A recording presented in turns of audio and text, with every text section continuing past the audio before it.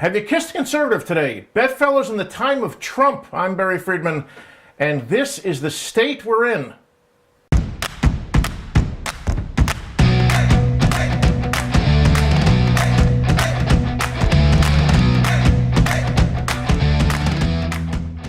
The president's primary problem as a leader is not that he's impetuous, brash, or naive.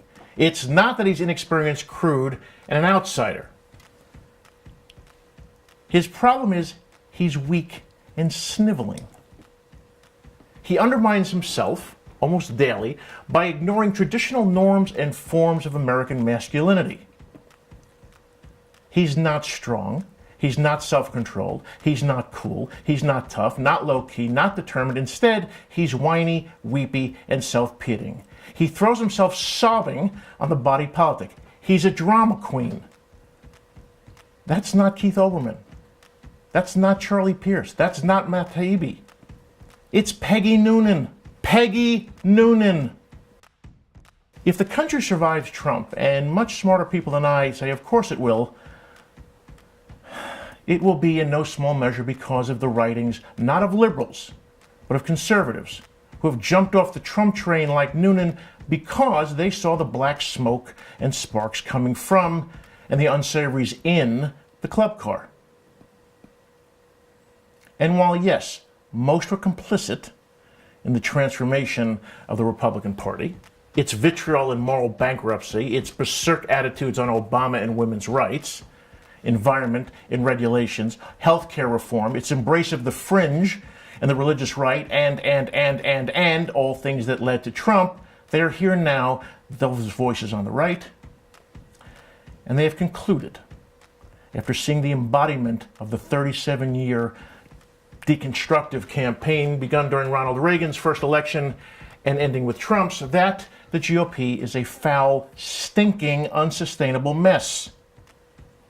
In addition to Noonan, people like George Will, Senator Jeff Flake, David Frum, Jennifer Rubin, Jonah Goldberg, Mitt Romney, Bill Kristol, Charles Krauthammer, the editorial writers at the Wall Street Journal, even our own Senator James Lankford, sort of. And yes, even the New York Times Russ Stouthout and David Brooks see it, write about it, point, and spit out the corrosion and mendacity. While some of their criticism has been tepid and some steeped in false equivalence, their voices and their words are clear. Trump is unfit to be president. They show up. The enemy of my enemy, as the saying goes, also helped save the First, Fourth, Fifth, 13th, 14th, 15th, and 17th Amendments. They show up. Even Joe Scarborough, whatever you think of him, has finally shown up. Chris Wallace has taken his swings and shows up.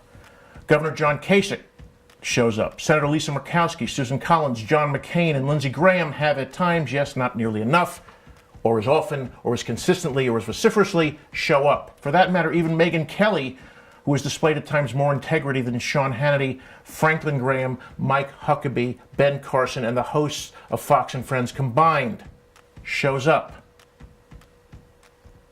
Even John Podhoretz said after Charlottesville, said this about Trump and Nazis. He's making them respectable. He's making them different, that such words could actually emerge from the mouth of the President of the United States is one of the most disheartening facts of my lifetime. That's a conservative who said that. Once on Saturday Night Live, a million years ago, Walter Matthau was the host, and he wanted to hear an opera aria played during the long musical break. And so there was opera. And when it was over, he said, "Thank you. Next week, we can go back to the usual crap." So, let me just say to the people above, thank you. To you and to others who are brave and decent enough to be honest about our country.